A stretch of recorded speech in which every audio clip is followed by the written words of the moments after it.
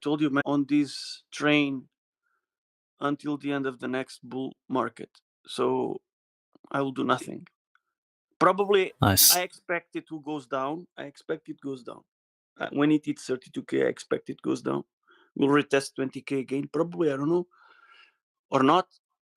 Can go directly to the 200 days moving average to test it, which is at 37K right now. If it tests it, for sure will. If the 32, well, we have three levels now. We have the 200 weekly average, which is at 22,500. Can test 22,500 and reject. If it doesn't reject, it will test the 200 days moving average at 37K. Then you have 32K, which is also a resistance. I don't know. I can explain you why, but there is a. It was a long support. 30K was a long support, so now is a resistance. So you have three resistances before you can see the bull market starts. You will have the bull market start when you break first the 200 weekly average at 22,500, then the 1 year support of 30K, 29K. If it breaks, you have one last resistance, uh, 200 days moving average. You break it, you test it again. If you break the 37K, the 200 days moving average, you might go directly to 45. But then you retest it. It comes back down to 37K. It might even break it and be a bull trap and you go down again. But if it comes down and acts as a support and rebound, then you can say we are in a bull market. That's what I'm waiting. And when you are in that bull market, I have my sell orders above 150K for Bitcoin and above $10 for X. And I Oh, have you're all the going for time. $10? Goddamn, boy. I have all the time of the world to wait for it. All the time of the world. I mean, yeah, Yeah, if you look at it like that, bro, like I'm also on the train that you're talking about. Like I'm on the train not to the next bull market, bro. I'm on the train till death. Like there's nothing better I can do anyways than be in this shit, right? So, but with regards to the $10 mark, that's crazy, it's bro. So on BTC no, it's 150, you claim like $10 hack?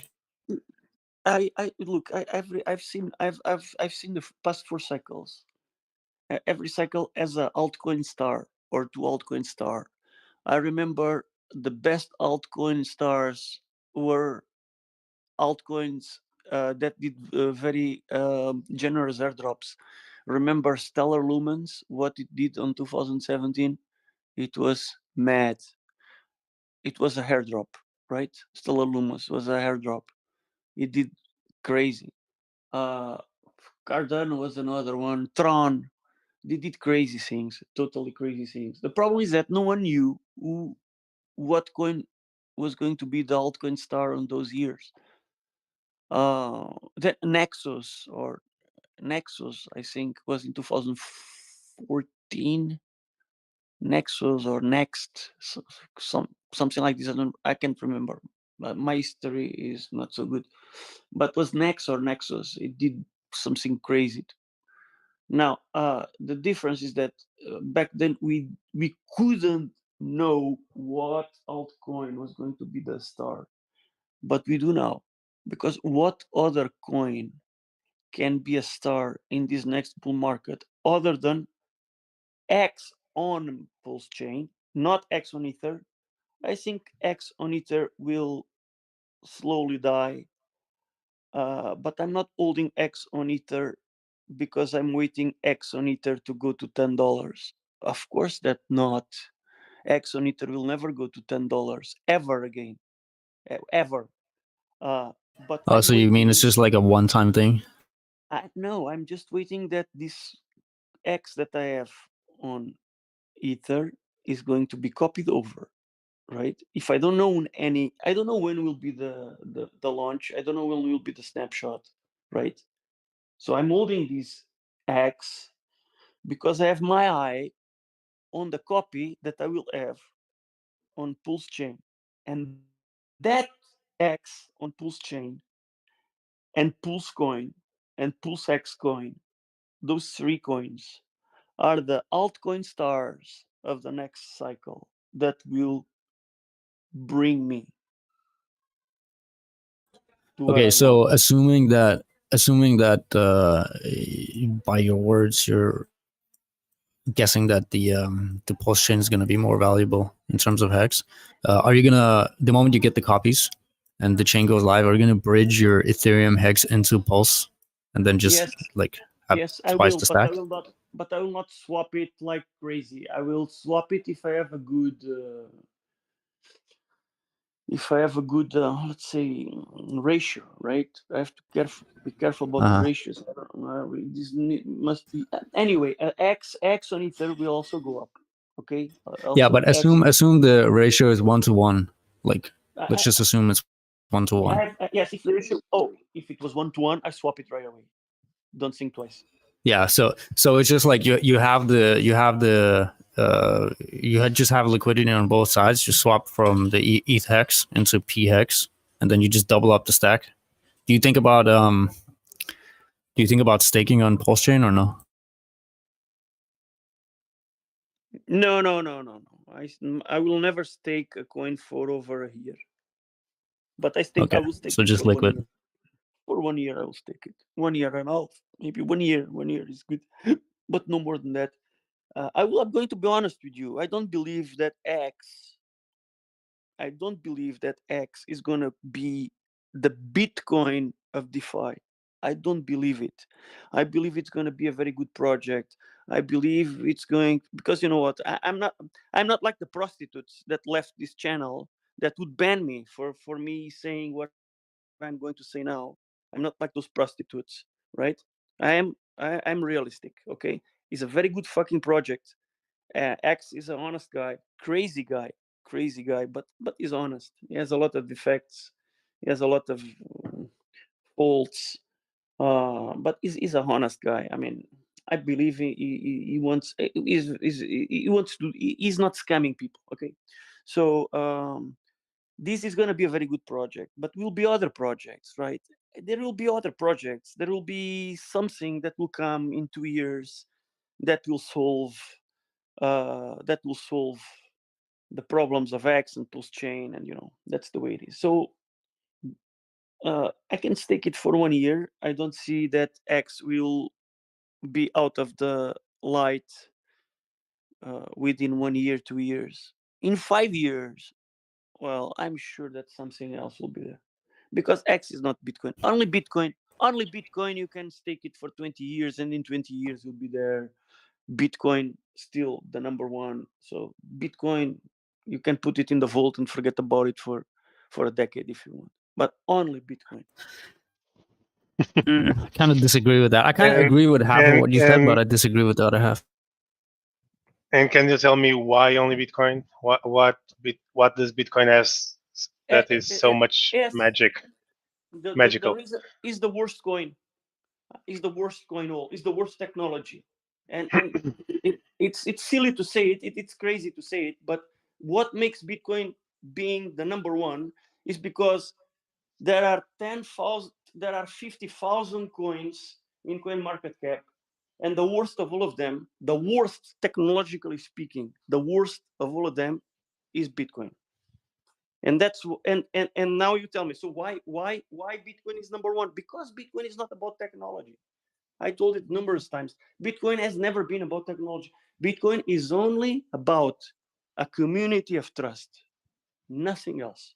A community of trust. And if X builds a community of trust, well, these prostitutes leaving the group as they did, it's a very big wound on the trust of this community. But doesn't mean that because these prostitutes behaved as the prostitutes they are, doesn't mean that with time, X maybe will build this reputation and will become something like Bitcoin, a community of trust. If it does, then it can be just like Bitcoin. So it means that, oh, look, 10 years ago, I wouldn't stake Bitcoin for 10 years. When Bitcoin launched, I would invest in Bitcoin and I would say, okay, if I could stake Bitcoin at the time, which I couldn't, but if I could stake Bitcoin at the time, I would not stake it for less than 6 months, or even no more than 1 month, because no one knew what that fucking crap was, right? After 10 years, Bitcoin built this community of trust. So if in 10 years' time, maybe X will be something that you can say, stake it for 20 years, right? But look, trust, there is no technology in this world that can build 10 years of trust. That is the only technology that can build 10 years of trust is the pass of 10 years, right? 10, you can build 10 years with technology. You have to wait. That's the magic of Bitcoin. So basically you say that if you have a project that is robust and that has the potential to over time gain that conviction you're talking about, yes, then you would stay in it long term. That's what you said, basically. Definitely, right? Definitely. So But do you or do you not believe X has that possibility? as that potential, Okay, so if you yourself acknowledge that or believe that X has that potential, then do you prefer having it or put that faith in it in the beginning or after the 10 years and most of the gains are over? It's the brother, same. I sacrificed 60 grand. No, I'm not. I'm not talking Of about. course, of course, I believe No, in I'm you. just talking in general. You know, you're transmitting to new people. Let's imagine the X versus BTC, and you are saying BTC is the one that really matters. You can stake it for 10 years or believe in it for 10 years or 20 or whatever. Yes, But as you understand, probably you won't make that many gains on BTC anymore, right? You can look at it as a long-term place to park your money if you believe the value overall will still tend to go higher. But I think we would agree that you won't get 10x over the next 5 years in Bitcoin, right? but the Not thing, even. Elmeyer, look, the thing here is, and people still don't understand this on me. I'm not the kind of guy that says that only one crypto must be good and we must ignore all the other cryptos. This is not like this. Look, Ethereum already got very near to what Bitcoin is. It took time, but it already got there. And X will eventually get there as well. And probably in 10 years, we'll have a decentralized financial system that will replace this what we have now, which is, I hope that will end soon. It will replace it, I hope.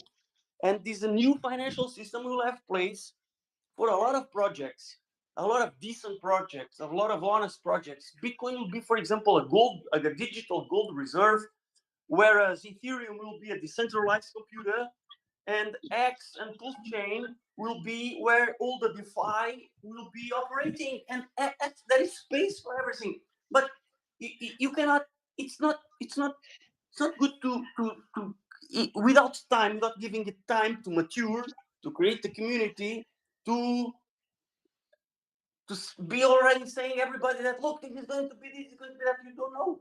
It has the potential. Well, I agree with what you just said. I don't believe only one coin will survive. But the way you explained yourself before, I got from you a different perspective. So that's why I was mentioning. Imagine that you are presenting this for someone.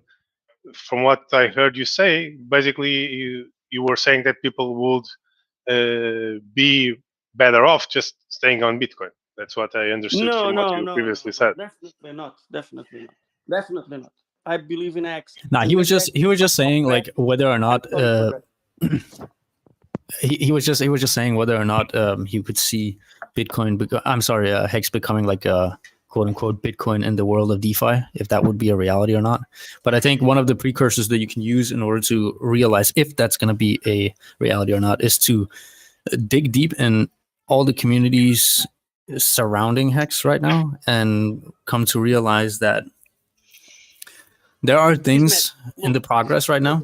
Hold on, let me finish my thought, bro. I listen. Okay, hold on, no. Let me finish my thought, bro. Okay, so, so the thing is that the things that are being built around Hex, even if they have other names, you're still gonna have Hex as the golden, like the cream of the crop or whatever the fuck you call it. You know, it's gonna be like everything is gonna be based off the value of Hex and T-shares. So when you look at the marketplace and what's being developed right now and what will be built within the next like 6 months or 8 months, you can kind of already start getting the picture that if these projects are successful and don't have any flaws or anything within them, then yeah, Bitcoin definitely. I'm sorry, Hex definitely have a really good chance at becoming the Bitcoin of the DeFi world. It actually does. Well, I was just going to say one thing. Warren Buffett was also. I was reading a lot about this guy lately. I didn't like him much, but recently I started to like him more because I was paying more attention to what he just said before. And one of the things he said that captivated my attention is in the schools, in the economic schools, they teach diversification, right? So you should have a basket of assets, diverse, it's less risky. But what Warren Buffett said is that this is wrong because you're just betting on that you are stupid, right? You're betting that you are stupid. You don't know what are the best things you should buy, so you buy all of them. So then at a certain point you will be right in some of them. But what he said is that buy just three things. Buy three. Don't buy one thing. It's stupid to buy one thing. Buy three things. Three things that you understand very well.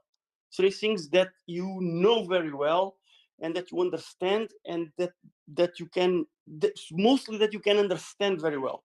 And there are three things that I can understand very well right now. Very, very well right now. Bitcoin, X and Pulsechain, and Ethereum.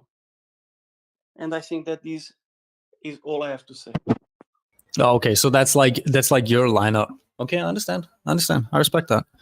I also agree with the idea that it's probably better to funnel a little bit more concentrated financial energy into like a handful of projects instead of just like splitting up your entire bag into like multiple like tens of different coins and then betting like smaller and smaller for each one you add. But keep in mind that if you have a one of those coins, which is Hex, and then you have other projects that are built around Hex, and if Hex doesn't exist and these projects don't exist, then they become automatically an extension of Hex. So if Hex dies, they die. If Hex lives, they live. And the better Hex does, the better they do. So when you have this symbiotic relationship between these projects that prop each other up rather than being competitors to each other, it's almost like instead of just having a top three, you have like a top three and then an extension from one of them going into like two or three more coins, you know, because one of your top threes, it allows the other to exist. Does that make sense? Maybe I'm not clear. That's what history told us, because should you go back to 2012 and back at the time, everybody was like thinking, oh, we should dump this coin to get the other, because which will be the winner? There were 12 coins in CoinMarketCap, and which will be the winner? Jesus, this is going to be the coin that will be the coin, and all the others will die. Guess what? Either they all went up or either all they went down. It's a cooperative system, right? This is a cooperative system. If X will do good, Bitcoin will do good, Pulse will do good, shit coins will do bad. Shit coins will do bad. Scam projects will do bad. But the good projects, the serious projects, together they will go up in time. Simple. I have to go. Bye-bye. All right. Do you have anything to add on that, Elmar? No, I was just thinking that it depends on a lot of factors, and basically what he said would be by assuming that everything is correlated, which I don't necessarily agree that is the case with everything, or that it will be the case in the future. Also about other projects, some might be beneficial to the ecosystem overall, but some might also not be, right? Because either you have something that fulfills a specific need or a specific goal, or you just create it just because, and you're only diverting overall value from one ecosystem to the other, right? And I'm seeing many of these pop up here and there.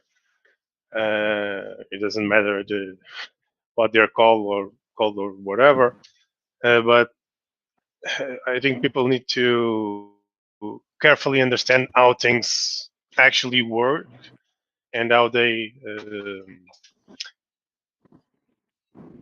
fit in with each other uh, before jumping in head straight, uh,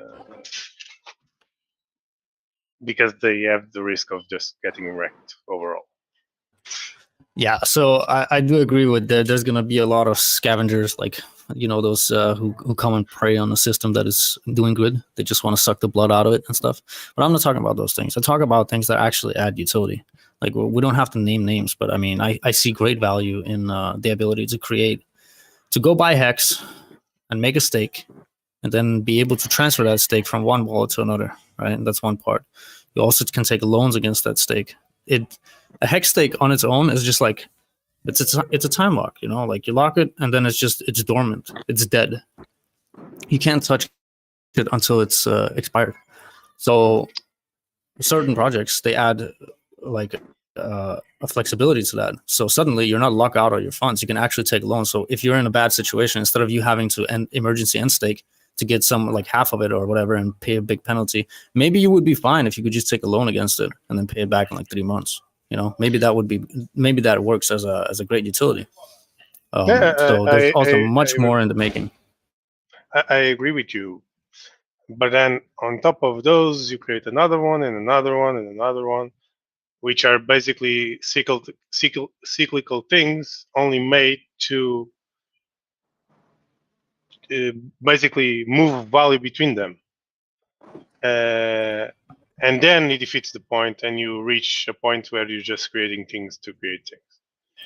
Okay. So hold on. And you create, like, and you can also create mem coins and other coins. Just because we want to bring adoption to Pulse. Everything now is the excuse is bring adoption to Pulse.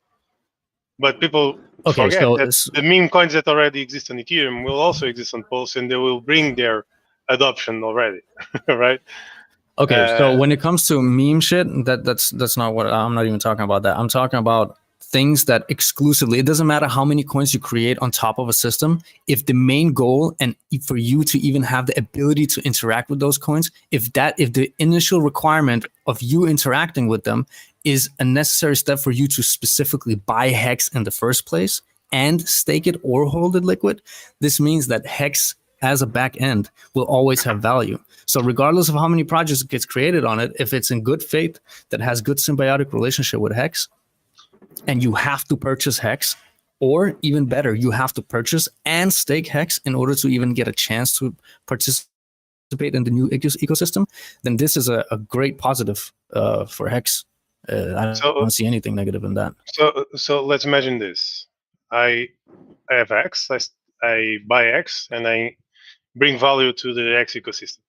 I just take $5,000 from my bank account, I put it all into X, I'm increasing the value of the ecosystem, right? But now I decide for some reason to just relinquish my X to have another token. Okay, this for some specific reason, I want to get that token either because I believe it will appreciate more compared to X, or it has some other utility that I want to take advantage of, and I do it. Basically, I'm taking that same value from my from the HEX ecosystem to the other token, right? So my effect was net zero, right? No, you don't. And That's wrong. That's wrong. If you want to continue with your point, I will listen completely. But we can also take it step by step. But that's wrong, yeah, go because ahead. do you want me to? Okay. So the reason for why that's wrong is that if you buy the hex and then you have to sell the hex in order to participate in the market, then that's not good. But this is not what I'm talking about. I'm talking about you buying the hex. And then, for example, right now there's certain things going on where if you stake the hex for 5555, like 15 years, you actually get a little bonus in that whatever new coin it is, right?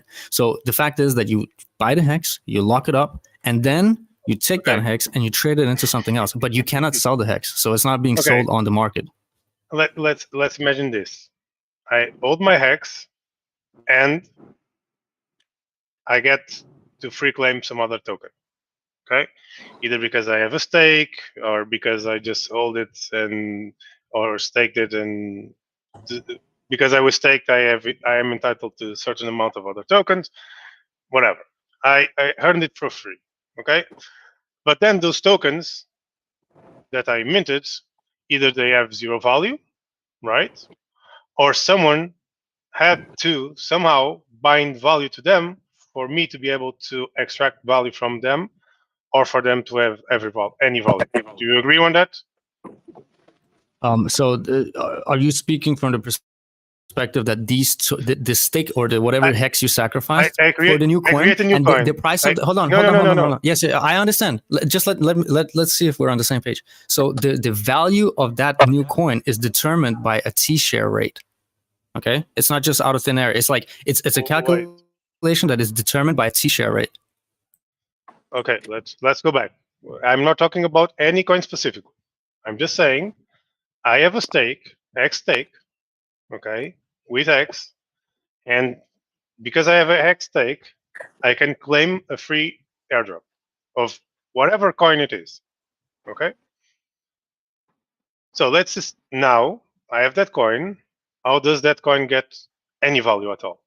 Either you pair it with dollars or with other tokens that have value, right? Do you agree on that? Yes, or not? yes, of course. But the it doesn't initial matter value how many. is the hex stake itself. Wait. It doesn't matter how many T-shares I have. It doesn't matter how many free tokens I got. I just have a stake that holds a value because I bought X and I staked it, so it has intrinsic value. And then I get a free airdrop of some other token. Okay, but that other token, to have any sort of value, either someone brings value to the ecosystem by pairing it with USDC, for example, or pairing it with Ethereum, or pairing it with X itself. Do you agree on that? Yes, yes. Okay. So if you paired it with USDC, that means someone had to have USDC to pair with that new token to give it value. So basically, they are adding value to that token by bringing in more wealth, right? So if another person, if you decide to bring your $5,000 and pair them in a liquidity pool with that free token ecosystem now has $5,000 of value, right? But that value had to have come over from somewhere, either someone that brought new value to the ecosystem, right? Or someone that already had value in the ecosystem and paired it with that token to give it value, right? Yeah, so the economic energy must have come from somewhere. Okay. Exactly. And so let's imagine that that new person, let's assume it's you brought your $5,000 in, you paired with that token, and now that token that I was airdropped that used to be worth zero now is worth something, right?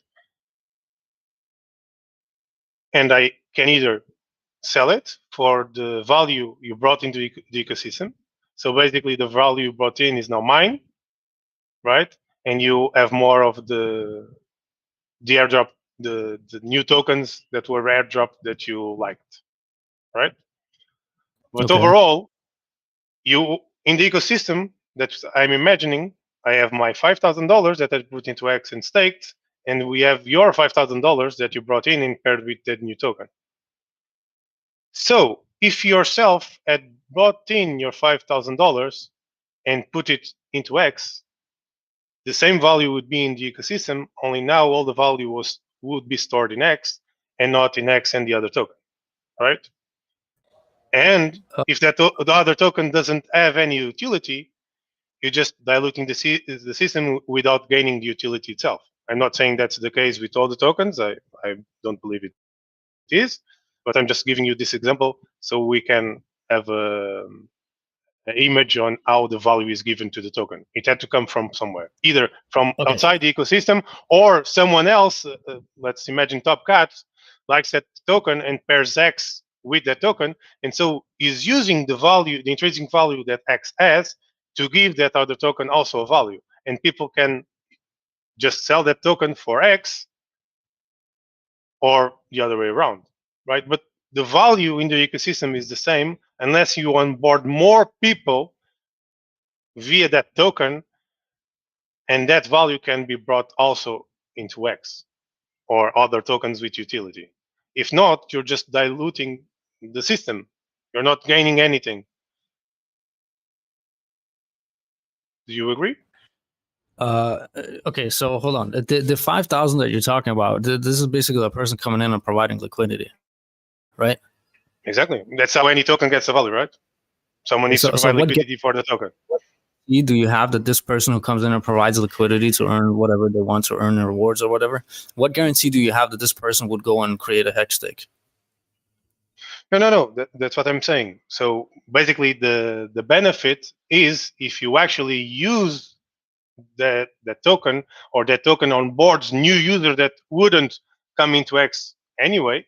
That's a net positive because you bring more value to the ecosystem, and that ecosystem, right? And that ecosystem extends to X.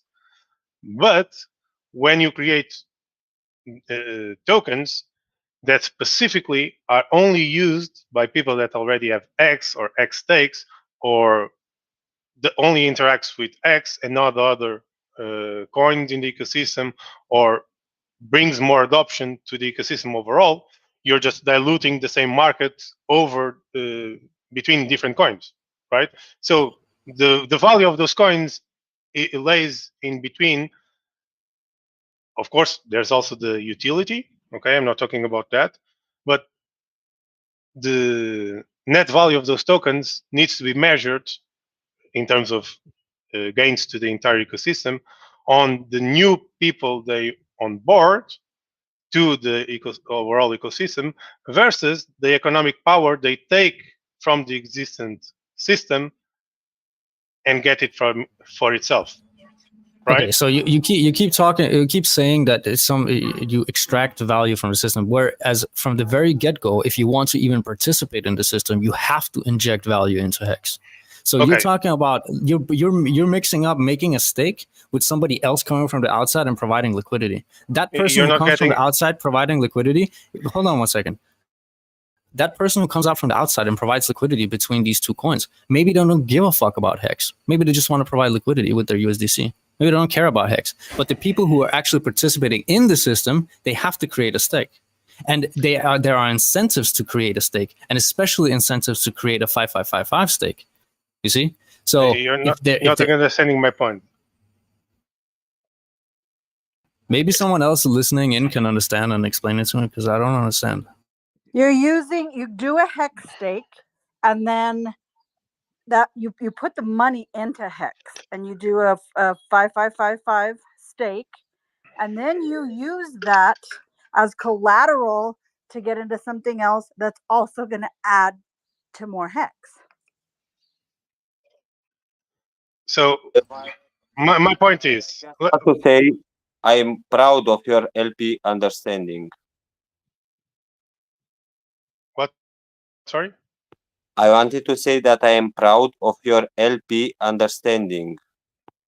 No, it's just trying to just put it in just in a way that everyone can understand. That's basically what you're doing. You're using it as collateral. What I'm saying is that you two guys are not understanding what Elmire is saying. He's a level above what you are talking about. Okay, so Elmire, try to I explain it so we what you- understand it. Yeah, I'll try to I explain it again in a different way. So Make it simple, Marco. You have long. okay, let's imagine how you get Adrian and I have $5,000 each. Okay, I do a stake. Adrian does not. Only has Liquid X, and I have the stake. Okay, since I have the stake, I'm able to claim another token. Okay, and that total token, if there's no liquidity for it, is worth 0. Right? Everyone's following? Yes. Okay. So for that token that I got for free to have value, someone needs to provide liquidity. It can be Adrian that provides his $5,000 worth of value in X and pairs it with that new token, and then that new token gets value because Adrian as HEX pairs X with that new token, and that new token gets a value.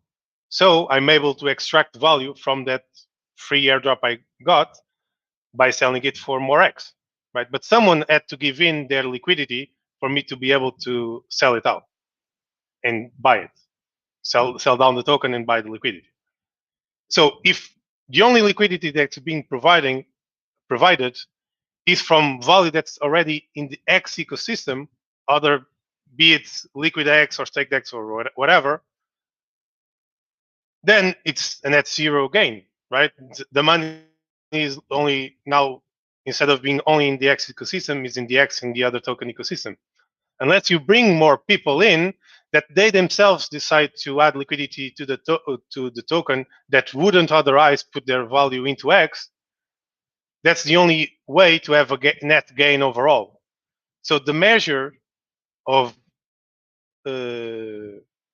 overall utility of the different tokens is if it can actually bring more adoption that wouldn't otherwise exist, or the only thing they are doing is diluting the adoption that already exists.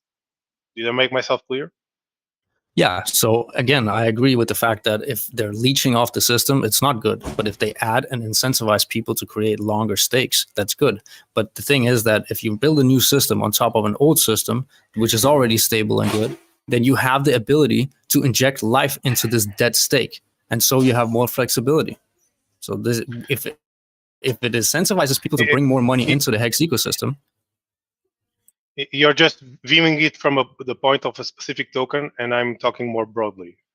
Of course, you have the utility of the token itself, which also gives it some intrinsic value. But overall, talking about how the liquidity pools work and how the value is, the actual dollar value that you can extract from the system is split between all the projects, it's basically the way I explained it.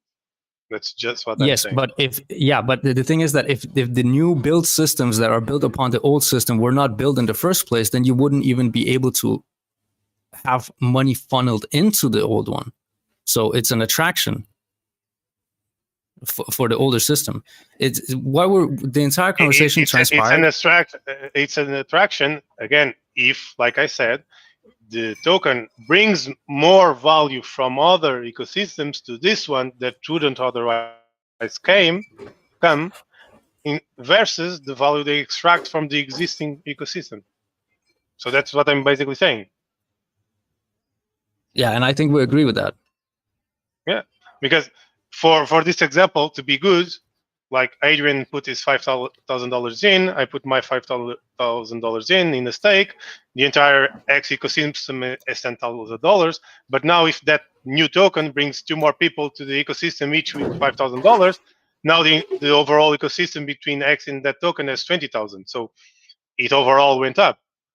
But if what the new token only does is extract the $5,000 in that were already in X, in this example, the one Adrian put in, then overall the ecosystem just split the value that it already had between 2 different tokens. So now the people that hold this new token that was basically worth 0 can sell it for the value that was before in the X ecosystem. That's the only thing I'm saying. So there's two ways to look at it, and overall, you need to have more people joining the overall ecosystem for it to be a net gain. Yeah. So what would attract when you look at Hex just like this? You buy Hex, you stake it, and then you don't think about it for the next 15 years, right? That's not attractive to many other people. It might be attractive to some, but it's not attractive to others, right? But then when you have systems that are built upon this system, which allows you to make the stake, put your financial energy into the system, and then at the same time have the flexibility of playing around with what should have been dead for 15 years, that in itself creates utility. And that in itself creates an attraction for other people who are not attracted in Hex to begin with. So when you have something and you can close the entire loop with Hex as the main value in the background, it's very valuable. So we started this conversation by talking about if Hex could become the Bitcoin of the DeFi world. And I'm saying that if you have systems like this with good intentions built with the priority of being in a complete in-sync symbiotic relationship with Hex, it's a positive reality. Yeah, Hex can become the Bitcoin of the DeFi world. What if, But then at the same time, like what if Elmire what is if saying is I want just to say something? hexagons. Okay, let me just a minute. The hexagons that are already in the community aren't going to do it alone. But what you're saying, Kismet, is that's also another good onboarding tool and another good way to get people into the community so it grows. The new Yes. contract, which is made by a smaller team with less experience and less resources, also gets hacked. What happens to the hex price when that will happen? Where you wake up in a day and you find out that that all of those stakes were stolen. What will happen to hex price? Yes. So this is an externality that you can't control. Yeah, it's not good. They're gonna what? If the Hex stakes get stolen, if they're in NFT form, then they're gonna be. I don't even think you can emergency unstake it, but let's just assume that you can. You can. They're just gonna be dumped on the market. Like, so if that, like, you can always sit here and talk about this very, very scary situation, and I completely agree. It's a definite reality. You have no guarantees at all. So if that happens, it's shitty, but it could have happened to Hex a year ago as well. You know, you never know. Well, Hex when contract I was made, there was a fault found, and it took like 8 months to fix it, if I remember right. I think that guy with the Y name, I forgot the Gamma. letter, talked about it. Gamma talked about that one. So when the Hex contract was built, there was a fault like this, and it took 8. What if this You're happens breaking, after Adrian. launching? You're breaking, Adrian. Sorry. Yeah. So the thing is that you can find a bug, and in 2-3 years from now on, you can find another one. Who knows? Like, it can always happen. Just because you have like fixed all the most obvious ones, don't mean that in the future you're 100% correct. Like, nothing can happen. Like, there's always a possibility for a flaw. Now, do I think that Hex is more secure than the majority of everything else? 100%. Yeah. I do believe that. It has also slowly withstood the test of time. Like, but we're still not there yet. But But yeah, I mean, was not even talking about the security aspect. Adrian now brought it Adrian is talking about it. Yeah, but it's true. It introduces other attack vectors that are not directly correlated to just the value. But basically, what I meant to say with all this conversation is that people need to first actually understand what these new tokens are, their intrinsic value, and their utility. And then, if they can actually bring more value to the entire ecosystem. Otherwise, you're just diluting the same market between 2, 3, 4, 5, 10 new coins. Yeah, I agree with that. Like, people definitely need to understand whether or not something is a net positive or a net negative, or has the potential to be a complete net negative. It's important to Or understand this. So there's going to be features. eh, There's going to be yeah, leaders of a system that works good. They're going to suck the blood out of it, and then there's going to be people who actually want to add on top of it.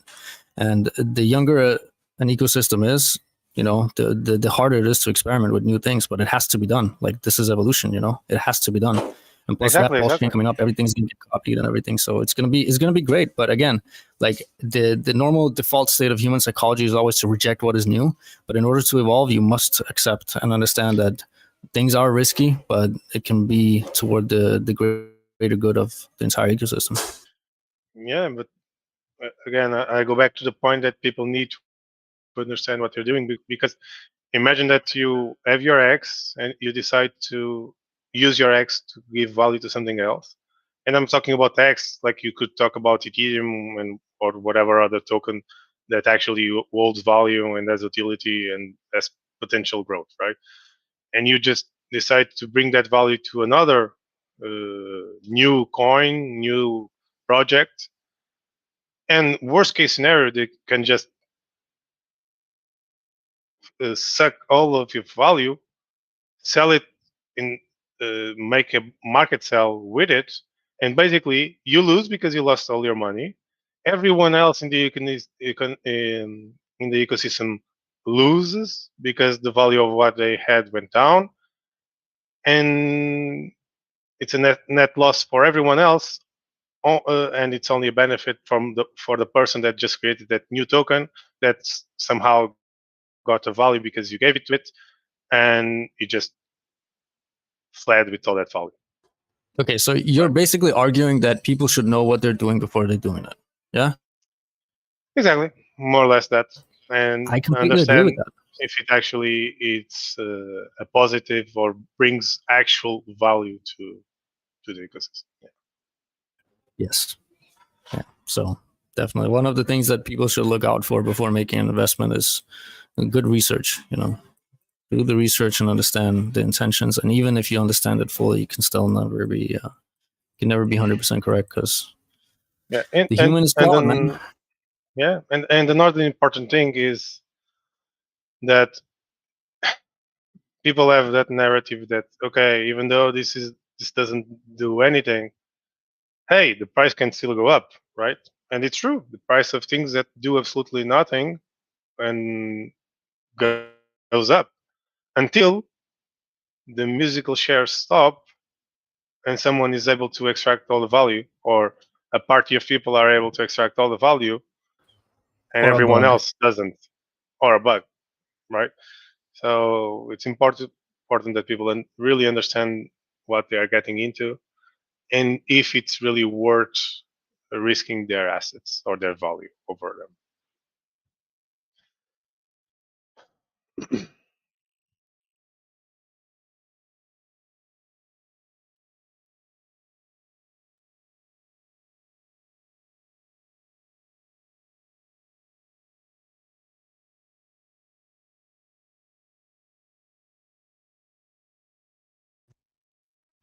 Can you guys hear me?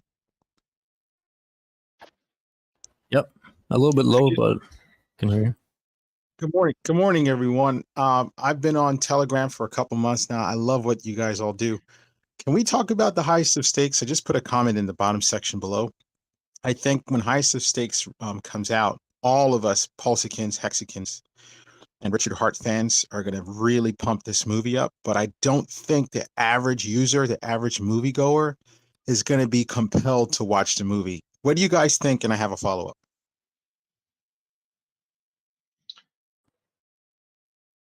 Well, Do I you believe wanna? Yeah, go ahead. No, I was just saying if you want to start, I'll add after.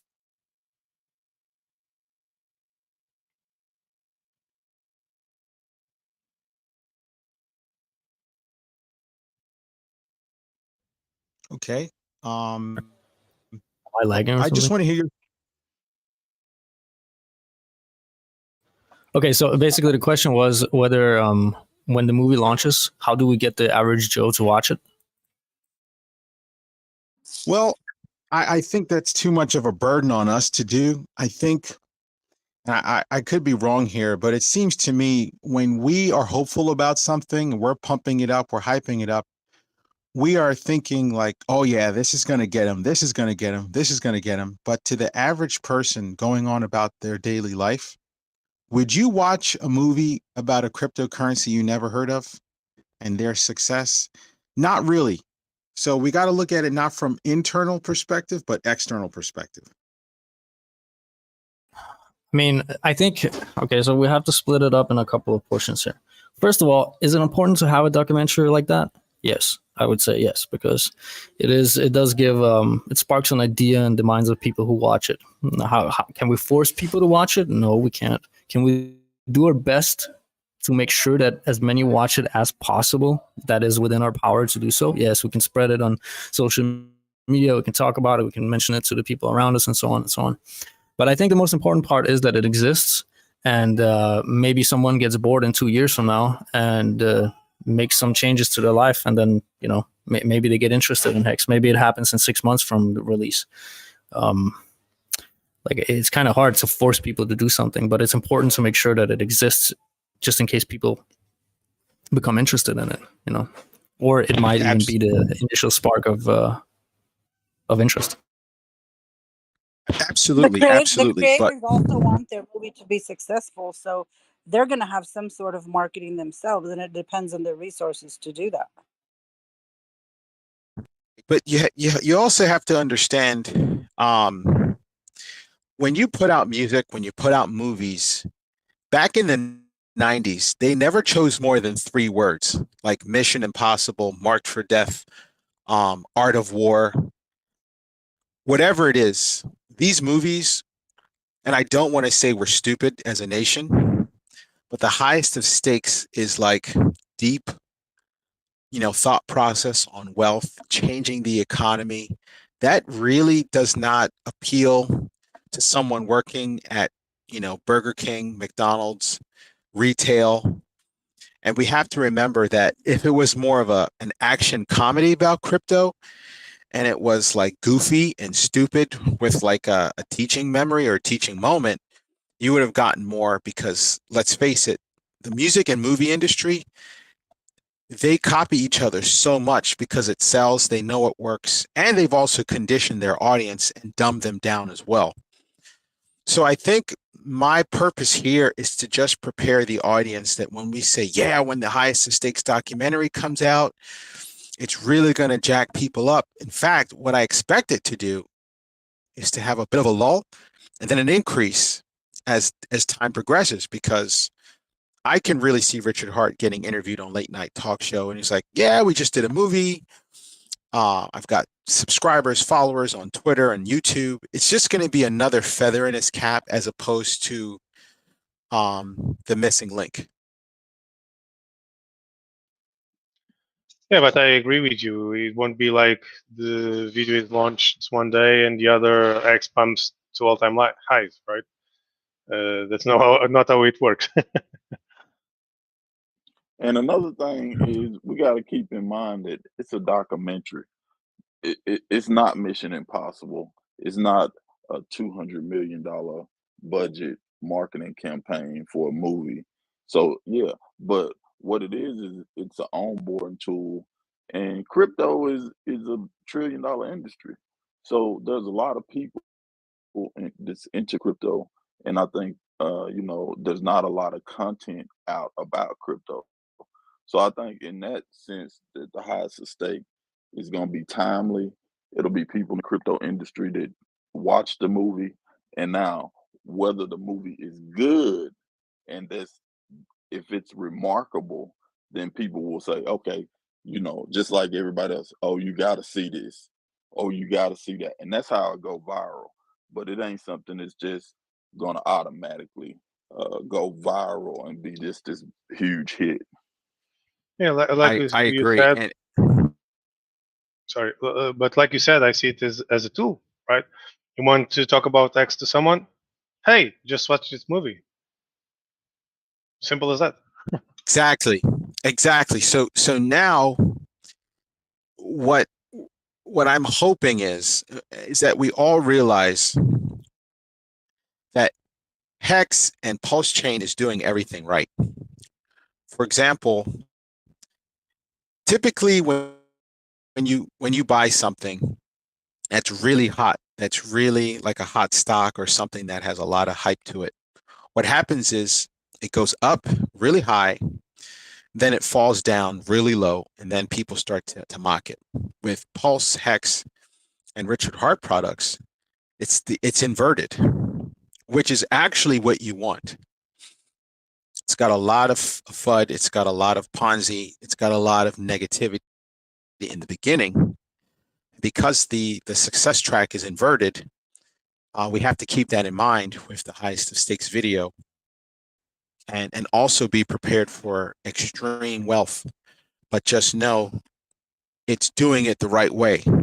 And when you obtain wealth quickly, it's not good wealth. When you obtain wealth through conquest, through victory, it has staying power. And it seems to me Pulse and Hex and all the Richard Hart products, even its marketing, if you notice, it's an uphill battle.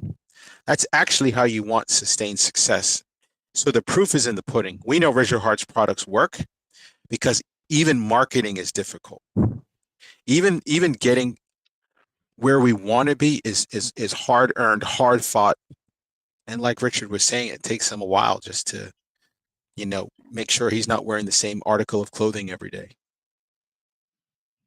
Yeah. I agree with everything if you I'm said. not mistaken, I heard on the Twitter space, or what was it? Somewhere I heard that they're trying to sell the movie to like Netflix or Amazon or whoever wants to buy it.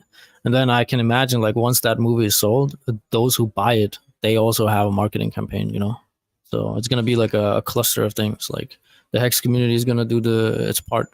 They're gonna do its part. Like Richard is gonna do his part. Like, and then again, the most important thing is that it exists. Okay, like it exists and it's based on something that's solid, and that's Hex and the community. So it's just like a visual thing, It's important that it exists and it is created, and now it's up to the individual whether they want to watch it or not. Oh, to me, the most important aspect of the movie, it will be actually to address all the complaints that people usually see about X and the way they perceive it. So it will be easier just to point him to the movie where both sides are debated and the negative stuff is addressed correctly, instead of being just someone that doesn't understand it and just calls it a Ponzi and everyone else believes it.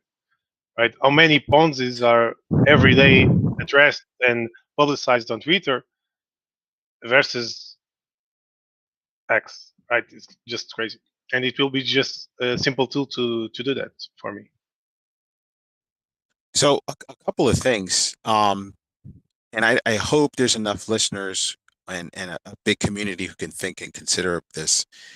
Normally, when a movie comes out, there's like a tour where they're promoting the film. There's a red carpet and all of that. I wonder if we're going to do that. Are we going to have a red carpet for Hexicans?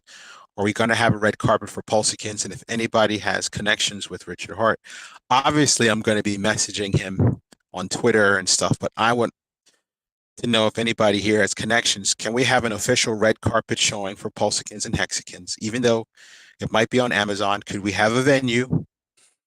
Secondly, can we put our money where our mouth is? I did something really cool. I've been subscribing to YouTubers, and I've been going into Super Chat, just dropping $50 like 4 times in a row, and then putting in Pulsechain, PulseX and Hex and Richard Hart, asking these influencers, have you ever heard of this guy? And I'm dropping $50, $50, $50, $50. That's a lot of money. $200 can change the trajectory of your economic well-being. But I did that to one person, and they promised they would look into it. They never did. So the next time he did a live stream, I dropped another $50. He finally got back to me, and this was his response. Oh yeah, that Pulsechain, we're not going to talk about that here. We're not going to talk about that. So if you're the right listener, your ear is really going to tingle and be like, yo, I got to check this out. I mean, why is he not going to talk about it? He's not telling you why. So sorry for taking up most of the time, but I got another follow-up. Well, I think, like I've said before, there's Hexicans are they're business owners. A lot of them go to work. You have business cards. Why not print something on the back of the business card? If you're going to sponsor a little league team or a volleyball team or whatever, then part of your sponsorship, you're going to put something about Hex on the T-shirt. There's different avenues for you to get things out there through the businesses you own. And like if you own a pizza place, put it on your pizza boxes, put it on your flyers, put it on your receipt. There's a lot of ways to get things out there. Actually, a nice thing to do. It's the way I believe. What's his name? Funding Jim does, which basically you can pay something in dollars that you provide, like rental space, etc., or you can pay in X and get a discount. Yeah, so touching real quick on the point you made about the red carpet thing for Hexicans and whatever. I just, well, what is your personal point of view? Like, what is the benefit of that? Well, I wanted to go a little further because there's a lot of people like Entertainment Tonight, Entertainment Weekly. You have a lot of these folks who do red carpet debuts. They take pictures in front of like these back screens and back images of like celebrities showing up. So the who's who of crypto, we can invite certain people and even pay them to come. I know that's, not cool, but sometimes, you have C celebrities, A, B, and C celebrities, washed up actors who will, for anything, have an autograph signing. So what I'm thinking is you get like, old washed up actors to do like autograph signings. You get just that hype, and you get some of these interviewers who do interviews of the characters before the movie debuts.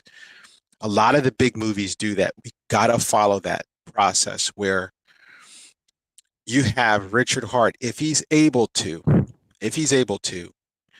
go around the circuit and interview with YouTube late night hosts as a guest who we may have to pay to promote his movie. And I don't know if we have a budget for that, but the highest of stakes, just because it debuts on Amazon, we're rubbing our hands together. That's going to intrigue a certain population. But unless you get some of these influencers on YouTube and pay them, a couple grand just to do the interview for the movie, that's it. You're going to get more circulation. So that is the same perspective as why don't we just pay them to talk about X, right? That's the point. Is we don't want to pay them. We should not just pay them to shill our coin. They should understand that our coin is good. That's a principle that everyone, I believe, Richard himself. That's why it's not listed on exchanges, because we don't want to pay millions just to have it on an exchange. It's just a principle that people are adhering to, right? And if we go around breaking that principle, then we sort of are no better than all the other shitcoins that do the same thing, right? I don't know if we have to do everything opposite of what a shitcoin does in order to be viable. But there's a guy by the name of Russell Brand. There's a guy, you got Joe Rogan, you got Russell Brand. You also have other influencers who have smaller influence, who have 1 million subscribers, who are decent people. And how else are you going to get the truth out? Oh, they'll stumble into it. We can't take that risk. And if people get on these shows by using their dollars, I don't see it as a bad thing. However, I do agree with you. If we're throwing money at them, it does seem kind of cheesy. They could turn on you and be like, the only reason why I interviewed them is because they pay me $10,000 to do it. Otherwise, I would have never done it. But imagine the guy you told now that you gave $50 and then another $50, and he got back to you, and we are not talking about that. So if you paid him 10,000, maybe he would look at it, and if you paid him 100,000, maybe he would talk about it. How deep do you want to go, right? You could have a great giveaway. question. You could say your giveaway for everyone that puts this in the chat, you get a chance to win $500 worth of hex or whatever, and then so at least you're giving to the system. Yeah, I think this behavior just incentivizes people not to talk about X more because they know people will pay them to talk eventually. So it's counterproductive in a sense. Yeah, I think the current trajectory, and which has been from the very get-go, of just organic growth, do everything you can to better the system, better the community, better everything that has to do with the community, around the community, constantly just building, and evolving, and then having that organic growth eventually attract the people that will get interested. But paying them, it kind of injects like an idea of fakeness. It's not real. Good point. So here's I have a question for all of us. Let's look at Ford, Tesla, IBM, Microsoft, all the top industries of all time, General Electric, General Motors, whatever. How do people know about it? It's through invention. It's through, I guess, demand, innovation, reliability, and reputation. And they really don't have to pay for advertising, but at some point they're so big that you see them, sponsoring sports teams, and then they're too big to fail, and then they fail, they're broken up, and then another business emerges. So there's a life cycle. What stage are we in right now, would you think, as far as Hex and Pulse is concerned? I mean, we're still in the beginning stages. You have the infrastructure built, but you don't have the word out yet. And plus, you actually do have the word out, but it's being blocked. It's being like censored. So that's the stage. You have a fully completed working product. You have great community backing it. Nobody's asking for money to help other people in here or anything like that. Like these are strong signs. The coin's performance has been doing good. Like it's constantly evolving, but the problem is that it's being blocked. Like the idea of it is being blocked on purpose. So you're in the stage right now where you have everything working from a very fundamental point, but you just can't market it correctly because it's intentionally like people are putting obstacles in front of it, and they are doing it so because of their own interests. But eventually the veil will drop and people will see the truth. That's just how it is. When you have something that's constantly good and it's organic and there's no bad intentions, nobody's trying to trick anybody, eventually the truth will show itself. So that's what where we're at right now. I was Bitcoin market at the beginning. It wasn't. How many people did call Bitcoin a scam, a Ponzi? Everything they're saying about X, it was the same for Bitcoin in the early days. Only after 5 years did Bitcoin actually started getting adoption. And when I say adoption, I mean general adoption in terms started to be listing on exchanges, etc., right? And it's what's happening here. The only difference is here we have more people saying shitty things that are actually within other shitty things than before. So it's, but the growth is organic as it was on BTC at the beginning. Yeah, good point. And also keep in mind that when you have organic growth and you have these obstacles we were just talking about that other people put in front of you, remember that the longer you go with organic growth with all the fundamentals intact and you don't have any fucking scammy vibes about you, everything is good, all intentions are good. The longer you go organically, and then once those obstacles are removed, you can see huge exponential growth, like huge, just spike up, like straight line upward. And another thing you got to remember is that the number one thing that makes adoption is the price going up. When you see the coin pumping, you see all kind of new people buying in, especially new people that's just getting into crypto. It don't click to them to buy until they hear it on CNBC. They talking about how Bitcoin is pumping and stuff like that. So it's a conversation tool at people's jobs, and that's what make crypto really gain adoption quick, is when the price going up. But times like now, when it's a bear market, no one's getting gains. No one's getting yield. Everything's falling apart. So it's just not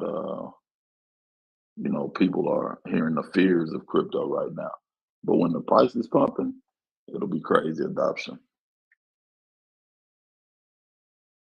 This is unbelievable, and I'm so thankful I'm so thankful, and I hope Richard Hart does not launch Pulsechain until after the highest of stakes, because when I was a kid, I would watch G.I. Joe, I would watch Transformers. I always saw the cartoon before I bought the product. If somebody told me about some cool action figure, but I don't know the storyline and I don't know the story behind it, I'm not as motivated. But if Heart Wallet or whatever the wallet comes through, I'm hoping it's a great on-ramp. You have a closed network, you have a complete ecosystem of a wallet, decentralized exchange, you got your basic Ethereum, and you have your PulseX, which is Pulsechain. That's a closed system, and essentially, and I hope Richard Hart does this, but he invites North Korea to use Pulsechain. I think that would get so much. I think that would just get so much notoriety if he was like, "Hey, Kim Jong Un, use Pulse. It's great for you."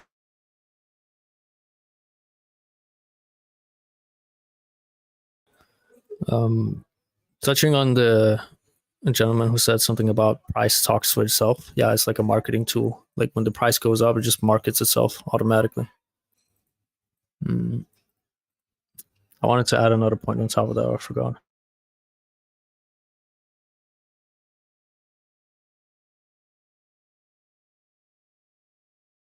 Yeah, so again, don't expect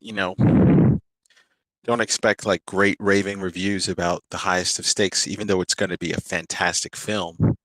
Just remember the average person's not going to, grab their popcorn, sit down and watch the highest of stakes.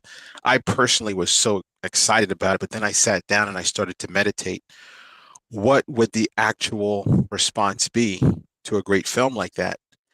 And I remember I was watching some stupid documentaries in the past called An Inconvenient Truth with Al Gore, and all the fisheries, and something with Leonardo DiCaprio and all these stars trying to save the planet. And nobody cared about saving the planet after those great documentaries. So I was thinking, well, if you had big A-list stars and prominent individuals putting out those kind of documentaries, what documentary in my mind ever comes to mind that really, nailed it? I couldn't think of any. Well, one thing you got to look at also is that, you got to take this marketing with a grain of salt. You can't get your expectations too high about it because, over the last 2 years, crypto has been marketed on everything. If you look at, crypto.com naming the Staples Center, and every NBA jersey has FTX, or FTX is in every stadium. So, and if you look at both of those coins, they both down 90%. So, you just gotta take the marketing, for what it is. Don't expect too much from it, especially just one little documentary. When you got people like crypto.com dumping, $500 million in marketing. So, but remember, the price of the coin is what brings adoption in crypto. Everything else is just to keep the name live and to gain some little adoption. But when that price pump, people fly in. I agree. And look how fantastic it's going to be after the highest of stakes movie, if Richard Hart decides to launch at zero. This is the opportunity where it's actually inverted. You have people always hearing about a coin when it's too late. Now think about this. Although we sacrificed, if they launch at zero, how great would that be? Because let's say I miss the sacrifices for Pulse and PulseX. I can pump my bags to the moon. If it launches at zero, I would cash out my 401k. I mean, if I was really motivated by it, and I'm some average Joe. And finally, a cryptocurrency that is launching at zero that's going to have mass adoption. And if I want to hold my bags, I could still just as well, if not outperform some of the folks who sacrificed. That's unbelievable. Yeah, it is. And crypto is just like that. People should never feel like they missed out on something. I mean, like we all feel like we missed out on buying Bitcoin 13 years ago, but crypto is the gift that keeps on giving. And if you prepare yourself and stay in the chats like what everyone in here is doing and during the bear market, learning, getting familiar with new things that's coming in crypto, it'll always be opportunities and you'll always get a chance to get in at a good price where you could make gains. So don't ever feel like you missed out because you missed the Pulse sacrifice or you missed the PulseX sacrifice. When everyone will get a chance to buy. The key is not to FOMO in and just get in just because you got an opportunity to get in. But wait on the price to come to you and have your bag ready to jump on it. And you'll be all right. Yeah, people who didn't buy Hex when it was like 5 zeros and a 1 or whatever, they bought Hex when it was a 1 cent, And the ones who didn't buy when it was 1 cent, they bought when it was 10 cents. And so on and so on. So those who don't buy now at 10 cents or at this range, they're going to buy at $1 maybe. So you just have these different price points that actually onboards different types of people, just people who come into the game later and later. Will Richard Hart allow us to promote the highest of stakes film with, like, let's say we have a budget for a billboard in a really busy intersection, or is Bro, Amazon, you can do whatever you want. Right, but what about the filmmakers? Are they gonna, say you can't do that, or will there be any infringement, do you think? I mean, you're promoting their movie. I don't see why there should be infringement. You're promoting their movie. It's not like you're copying something from the movie and then promoting it as if you made it yourself. It's their movie, right? So I don't think they would mind free marketing.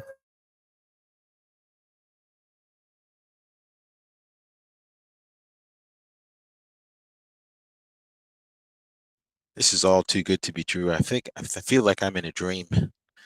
It's like I'm getting rich. I mean, in you slow kind of motion. are, bro. Like, you kind of are, because the majority of the population don't even know this shit exists. So you kind of are in a dream. The fact that you're here, like, it might not feel like a dream right now, but if you stick to your guns, like, maybe in 3 years, you're going to look back and just 3 years from now, you will actually be in a dream. But this is the beginning of the dream, if you know what I mean. Man, I'm going to work and I just feel like does everybody know what's about to happen? I'm looking around and people are like at their office, they're driving in traffic, and I'm like, nobody knows about this stuff. And the more I try to push it, the more they push themselves away. It's like, why am I destined to wealth? And you share it with people and they're not as motivated as you are. And I know it's They'll just get motivated the once way they it see is. you at the top. It could be a dream and it could be a nightmare. It all depends on you. How much you work. Don't think it's gonna be easy because it's people that sacrifice in Pulse that thought Pulse was ready to launch in 2 months. And here we are a year later. So it ain't, it's people that sacrificed a crap ton of money that thought Pulse was gonna launch in 2 months. And now here it is a year later and it ain't launched. So that ain't been too nice for them. Then it's people that bought in at Hex at 50 cents. And now we down at 3-4 cents. So that ain't been a dream. That's been more like a nightmare. But one thing about crypto is if you wait long enough, you'll be right. You know what I'm saying? Like if you just wait long enough, whatever position you're in, don't sell your coins, you'll be right. I agree. And who knows how many celebrities are going to pop their heads out who sacrifice for Pulse to help pump the bag too.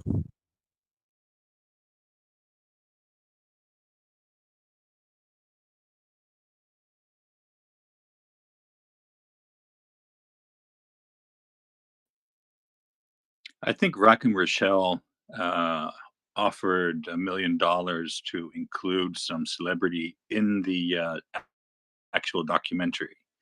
And that can open a whole new audience depending on who that person is going to be. Just imagine having Robert Kiyosaki or Tony Robbins or God knows who feature in that documentary to attract a whole group of other people that would otherwise never find this. That could be really exciting. Exactly. That's my point. If you notice, he offered $1 million. And that's the scary part where, we had Matt Damon with the almosts, you know, and $1 million bucks. I mean, that's significant money for us, but for them, it's good money with that kind of supernova effect where you get, a big chunk of awareness and then it peters out. But everything that has been going on with Hex and Pulsechain has been inverted, where we're like, hey, look at me. Look at there's like, oh, we're not interested. Hey, we're doing the right things. Oh yeah, but what about this? So the same way he's putting $1 million bucks in that, there's all these, small YouTube influencers. You could parse out $1 million bucks to 10 grand times what, 1,000, and have them, talk about Hex or the highest of stakes film. Recommend it to their people just to say, if you want to learn about crypto, watch this movie.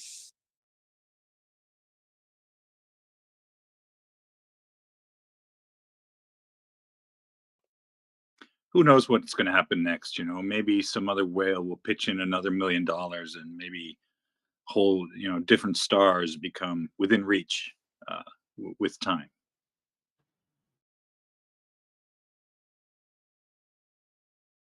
I want Hex flavored ice cream. They need to get like a water ice with like the Hex rainbow color, and like in Pulsechain flavored sprinkles, or I don't know, some kind of food topping, like a piece of candy. I don't know.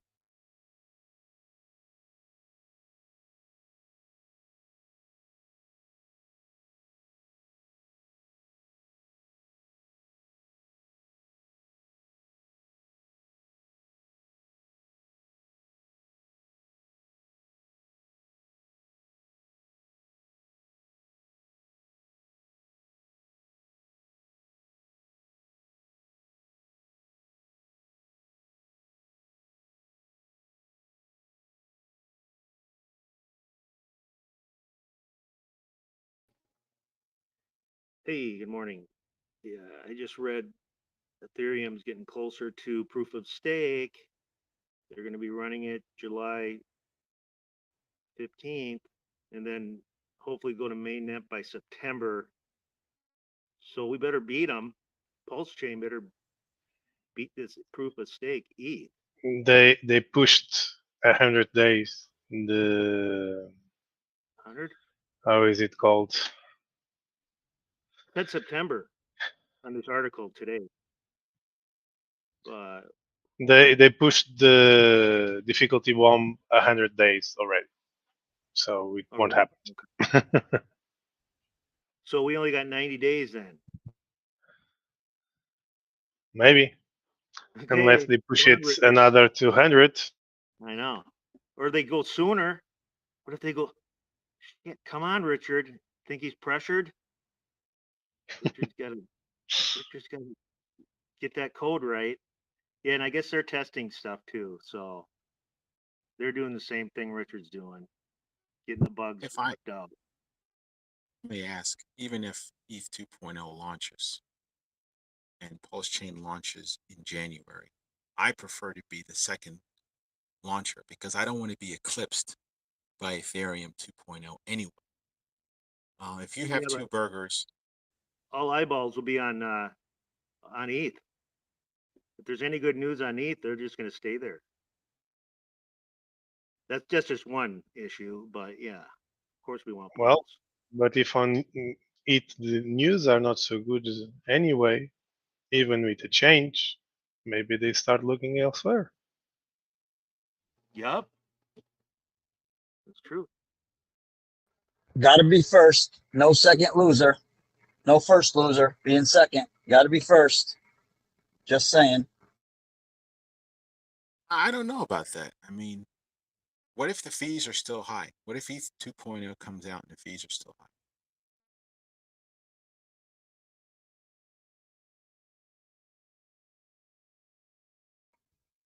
Wouldn't that secure the first position?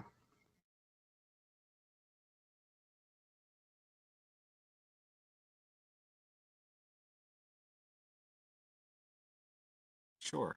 I don't understand what you mean secure the first position. You mean of rolling out? Yeah, so if you're first and it's working great, faster, cheaper, then ETH rolls out and it's still very expensive and it's not working that fast. Why would you go back to ETH? Thankfully, you can wrap your ETH and transfer it to Pulse. So personally, whichever product is better is going to stand the test of time, not which one rolls out something first. So for example, in some ways, first come, first in, first out.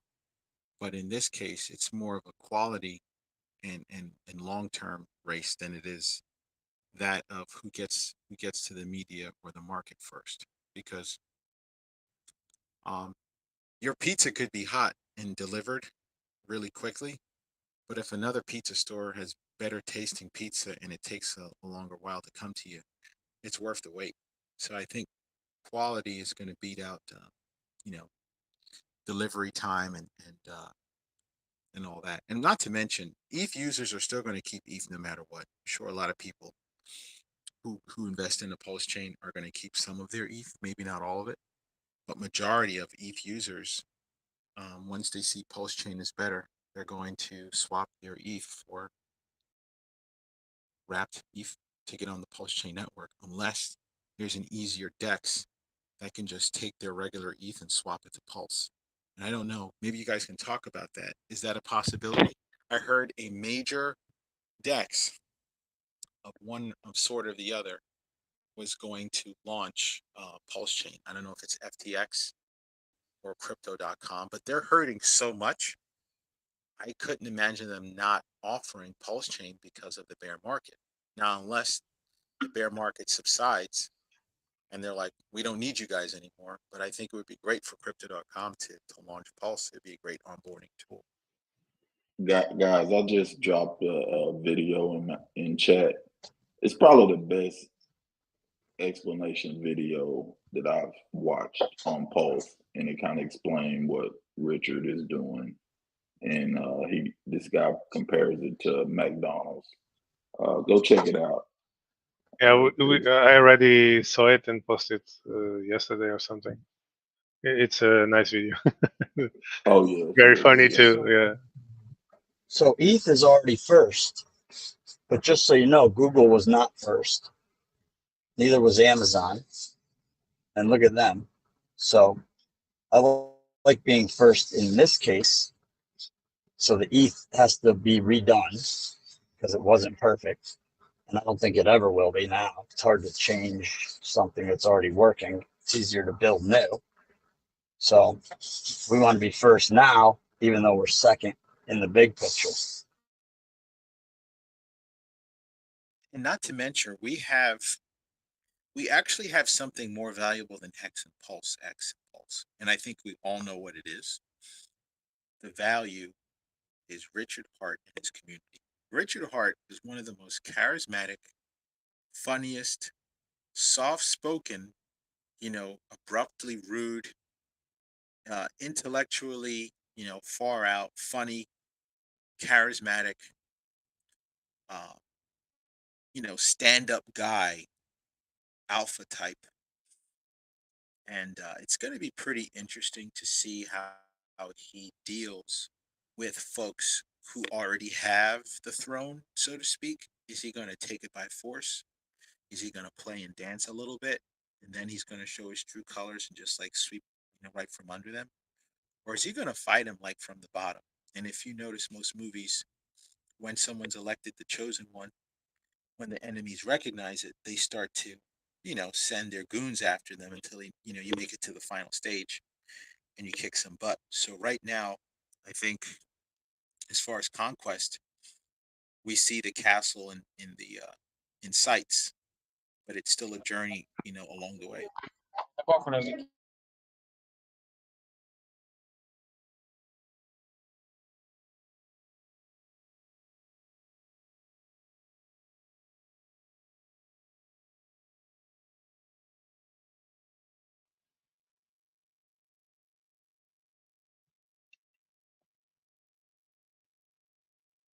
Why does Richard Hart keep saying Sci-Vive?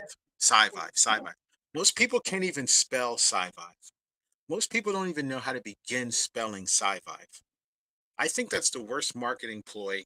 Sci-Vive. How do you spell Sci-Vive? S-C-I-S-Y? Is it S-C-Y dash V-I-V? Why does he keep saying that? Yeah. Sci-Vive is great, but you gotta He did look. mention.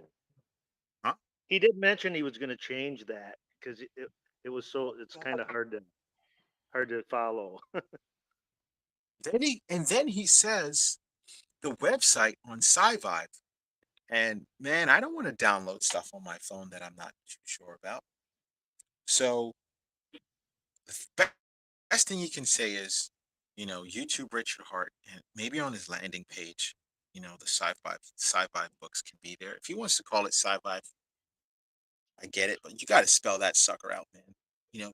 We Americans are dumb. I mean, real dumb. When you say sci-fi, no one's going to be able to spell that first time. Nice. You have to understand that no human being is perfect, right? And you can kind of see that he experimented with some names, like for example that strawberry and grape created strape. That name didn't work either, but it's just you live and you learn. The thing is though, once you create and put so much effort into a book, and it's a pretty thick one, it's not easy to make changes to it, So you must just stick with what it is for now, and then if he has later intentions to rebrand it, then that's gonna be what it is. But for right now, I just guess like it was just something that sounded good at the time, but maybe it didn't stick. It's cool, but if you're gonna just say it, you got to spell it. That's all. Yeah, he kind of says like survive, and then he says survive through science, and then he kind of spells it right after. But it's too much work.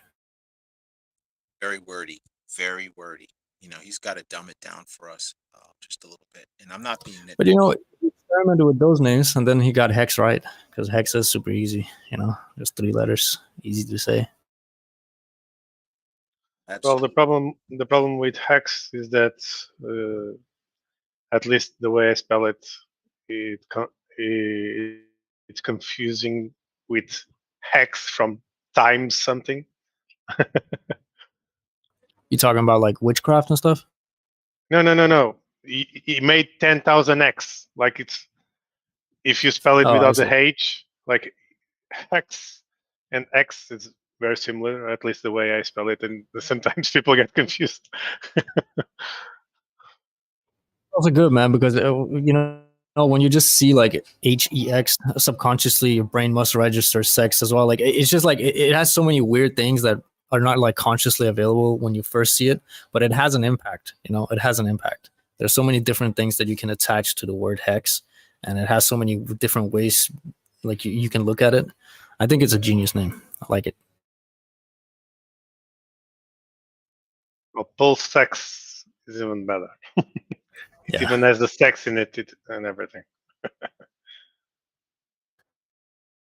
The bull market, nah, fuck it. I was gonna make a joke, but I'm not gonna make it. I think the name Sci-Vive is just irrelevant, because the point of it is he writes self-help books, so he's all about helping people and humanity as a whole. It's just maybe when he wrote it, it was a different idea, but he's using it now to say, look, I'm not doing anything wrong. I'm a good guy. I want to help humanity. I want to help people. I want to live longer. I want everybody to live longer, and I want everybody to be rich. So it's just another kind of a tick in the checkoff box of good human being. Yeah, I mean, if you look at it, dude, like the infrastructure is nearly fully built. We just need the Pulsechain, and then we have our own exchange. We have like our insane store of value that we can gain yield from, and like everything's just amazing. We just needed to become a reality, like kickstart the thing, like make sure it doesn't have any bugs, and then like all other work that has to be put in is just like a spread of word, you know. So my question is, from an international perspective, are there translators for different countries? Is it going to be, if you understand what I'm saying, is there going to be a button that can easily translate to Japanese, Chinese, and many different languages? How robust is that feature? Translate what? You mean the books?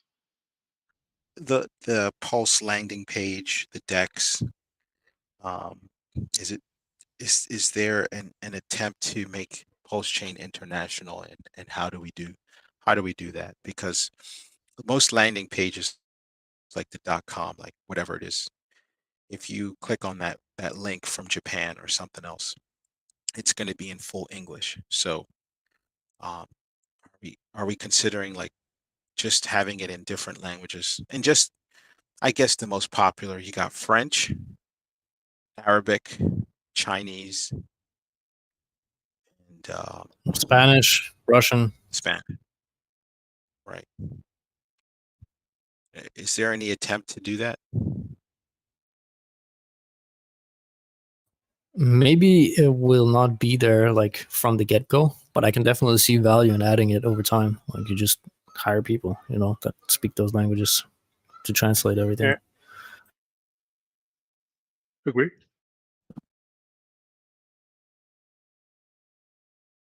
So if the highest stakes movie comes out, typically,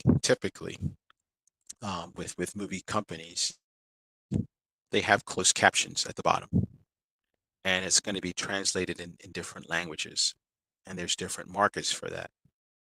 So we could potentially have more bang for our buck if we actually promote the highest of stakes movie, depending on who carries it and how it's debuted in other markets.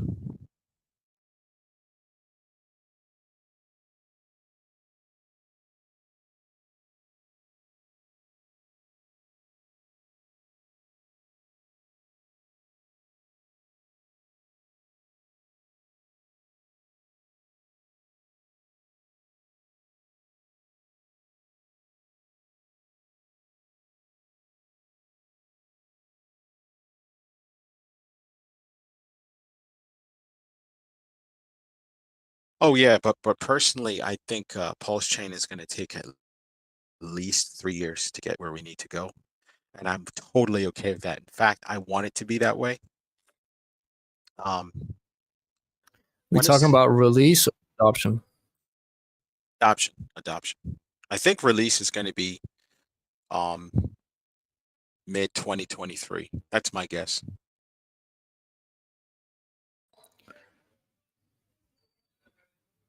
I'd say like at the end of this year, maybe. But yeah, with regards to adoption, what were you saying? I was thinking 3 years. I think 3 years is a great time for everyone to know what Pulsechain is. It's still the wild, wild west as far as adoption, hardware wallets. You've got crypto ATMs. We're going to need to make this very easy and very simple. Does Pulsechain want to have its own credit card? These are things that, we may not want to think about, but in reality, we want Pulse as easily deliverable to everyone as possible, and having a Pulsechain credit card, or at least an app on your phone that you can put on a kiosk that can charge, your wallet immediately. I mean, so like in Japan. The problem with this is like if that's made by the actual founder himself. I don't know, but it's so difficult because once you start translating things into like the fiat legacy money system, you start going through all these licenses that you need. Like they're gonna make sure that you can't like wash money, like all these things. There's so many rules and regulations to that. It's like heaps of obstacles. Is it possible? Yeah, but it's gonna introduce like so many unpleasant things into the system. Well, what do you suggest? I mean, you've got the almighty dollar who's gotten the leg up on that whole thing, where if you want to buy a bag of bread, it's legal tender. Is Pulse going to be considered legal tender, or are we just going to be the renegades? And if you put yourself in that box, you're definitely not going to be mainstream and in everybody's home. Yeah, so what's gonna happen down the line is very difficult to say. I mean, I wish for like a really nice future, ease of use, great user interface, like everything will be fine, but ease of use in terms of translating that capital that you have into like a credit card and just being able to use it, that's a long future. But right now we have to bridge everything back to Ethereum, I guess, for right now, like when it launches. Yeah. What would be nice, here, let me just butt in here. What would be nice is have an off-ramp off of PulseX, switch it into USDC, and then have the vendor convert it themselves. We won't have to convert it. They'll take USDC into their wallet, and they can do whatever they want with it. So we don't have to touch fiat side. So we want to get the Actually, the easiest thing you want is your own merchant kiosk that is able to accept any cryptocurrency. And that kiosk infrastructure has the software within it to convert any cryptocurrency on any chain, as long as it's on the blockchain, to convert it into whatever fiat currency of that nation, and to calculate whatever local sales, local, state, or federal taxes within that jurisdiction. I think that is actually more important than the token itself, is to invent a kiosk that can identify every coin, translate it into value, and you can make purchases as long as you have the ability to send to that store's wallet address. I think that's where the money is.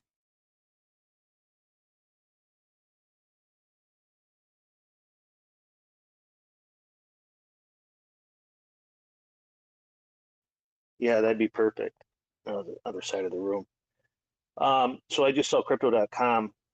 If you don't use your coins within a month, they charge you a monthly fee. So there's no movement of your assets. So they just took that off because of the downturn. I never knew there was a charge. So I just found that out today. These exchanges will take Didn't money. either, but Yeah, they'll take money. it's not surprising. Your standard local checking account at your local bank, unless you have a certain balance in there, they'll start to nick little fees at you. They treat you like you're broke, and they make money actually more off of poor people than rich people. So if you overdraw on your account, they can charge you overdraft fees and a daily checking account balance for having no money in it. So Disgusting, they dude. can. Oh yeah. Like, I don't know how let me Google this real quick, but how many clients does Bank of America have, for example, or Wells Fargo? Because they charge you $3 a month, right? If they have like millions and millions of users, it's like $3 from each. It's a lot of fucking money, bro.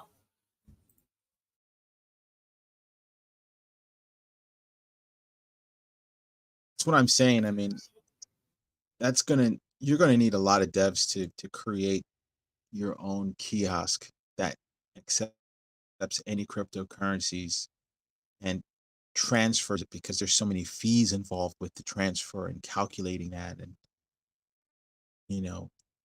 but I'm guessing that's going to be the future, where every merchant has a cryptocurrency kiosk, and somebody with a particular card is going to be able to store their cryptocurrency on their card. And there's going to be a special kiosk that's not just going to take Visa and MasterCard and American Express, but any cryptocurrency you have. And that's where it's going to get difficult, because if it's in a card form, they're going to ask, well, how would you like to pay for this? It's like, oh, I'll pay in HEX today. How would you like to pay for that, sir? PulseX, please. As opposed to just putting your cell phone down and you just kind of zap your payment to their kiosk.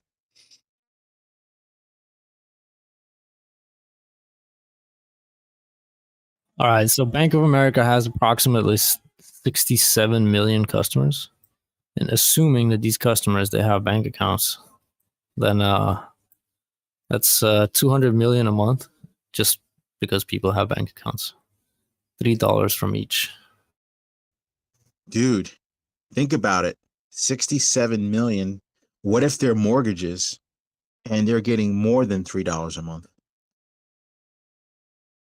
Yeah, so that's only the service maintenance fee that they call it, like $3 they take out of your checking account. But yeah, those overdraft protection fees, quote unquote protection fees, as if they're trying to protect your ass. Yeah, they're like $35 each.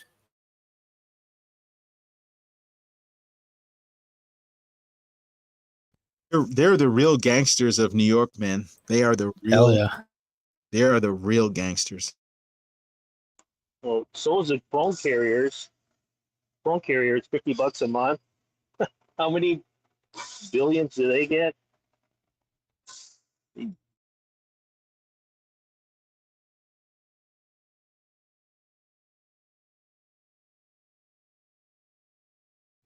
But yeah, this kiosk should just have one fee for all cryptos because you're going to be putting in gas amounts out of the ETH chain, Bitcoin chain, and Pulse chain, and then just what $2.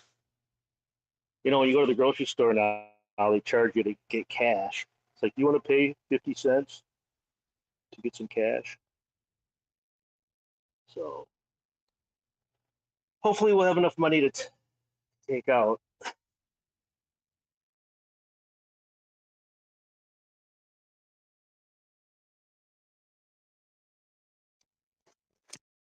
This is really exciting.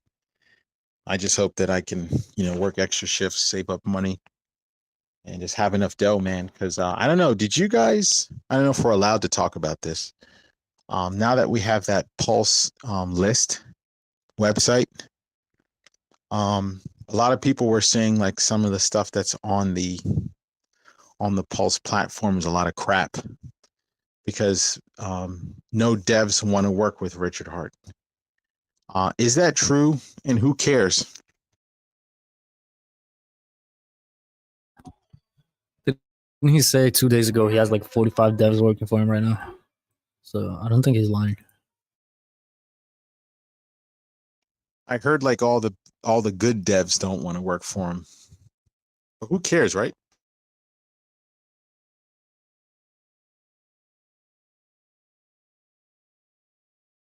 Should we be concerned about that?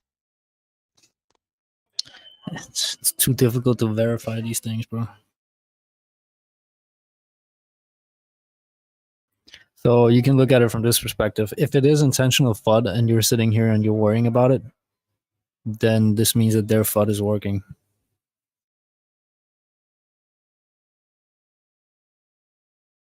My name is Mr. Fudd.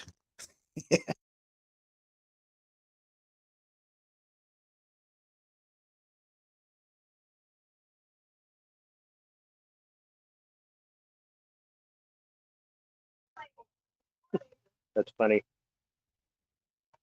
Mr. Fudd, don't get nervous.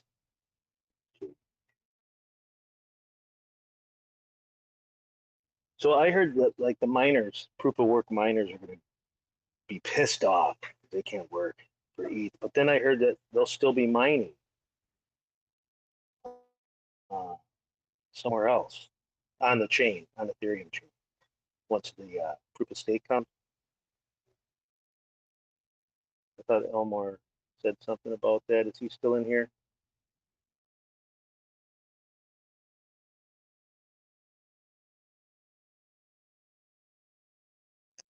I'm still a little confused on all of that. So Pulse Chain, it's deflationary and you can never get more of it. With Ethereum 2.0, because it's proof of stake, you won't be able to mine Ethereum anymore. Is that correct?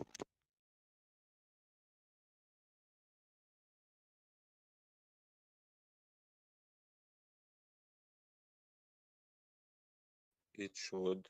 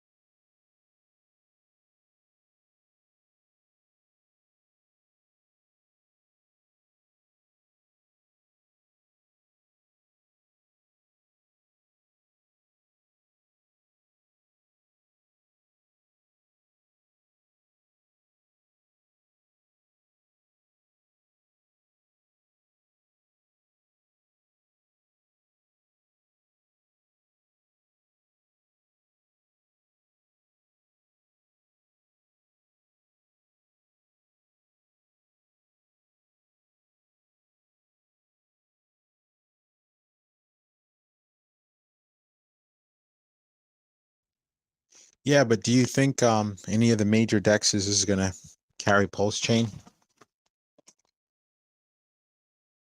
We'll have our own dexes.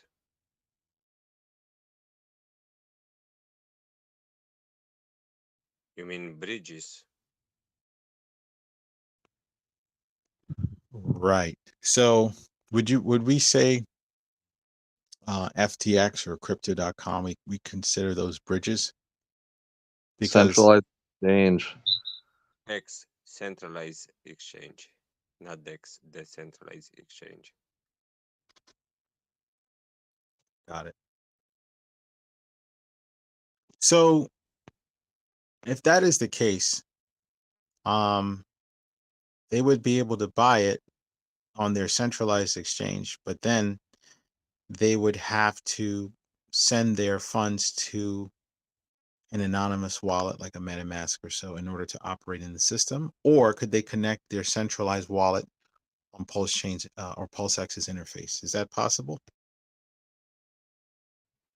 There are two different things. One is a Excel database owned by some corporation where you send your money, and the DEX it's actually in the blockchain where you own your own keys.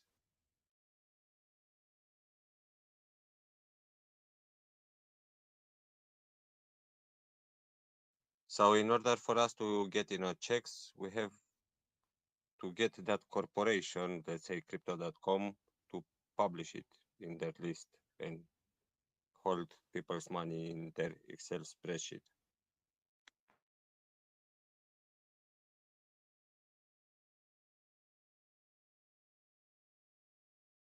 Thanks for explaining, but could you give me a scenario of how that would work? Let's say one of these exchanges decides to carry Pulsechain. How does it benefit them, and what would an average transaction look like?